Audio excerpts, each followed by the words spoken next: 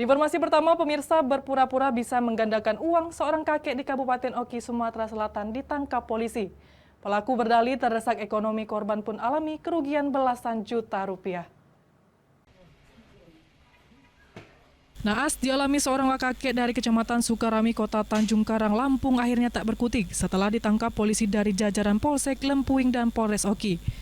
Pria berusia 75 tahun ini ditangkap usai melakukan penipuan kepada korbannya berinisial N, warga Lempuing, Ogan Komering Ilir, yang mengaku bisa menggandakan uang. Alhasil dengan bujuk rayuannya, korban tertarik untuk menggandakan uangnya dengan kerugian mencapai Rp12.200.000.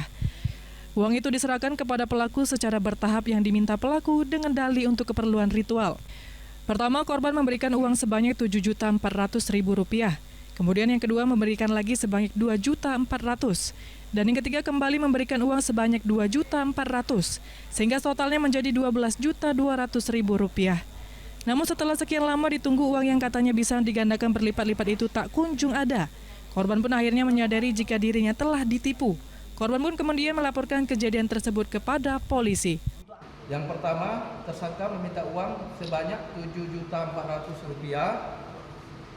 Dan yang kedua Rp2.400.000, dan yang ketiga Rp2.400.000. Jadi total kerugian dari korban sebanyak Rp12.200.000. Pelaku ini mendekam di tahanan Mapolres Oki dan terancam pasal 378 KUHP dengan ancaman 4 tahun penjara. Dari Ogan Komering Ilir, Fitriadi, iNews melaporkan.